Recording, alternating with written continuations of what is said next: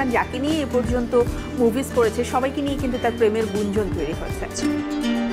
শাকিব খান যাকে নিয়ে মুভি বানিয়েছে তার সাথে প্রেমের গুঞ্জন উঠেছে। উপস্থাপিকার এমন প্রশ্নে কি বললেন চলুন শুনে আসি।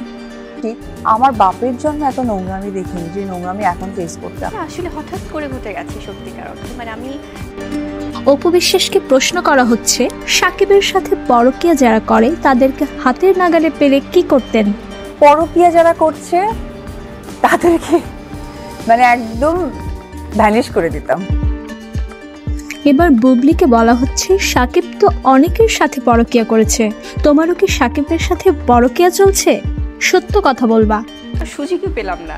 একে তো বাসার ঝড়, তার মধ্যে আসার পরে পুরো ফিল্মের মানে আছে না যে এখানে দুই সতীনের এমন কামড়াকামড়ি দেখতে হলে সাবস্ক্রাইব করে আমাদের ইউটিউবের সাথে থাকুন। ধন্যবাদ সবাইকে।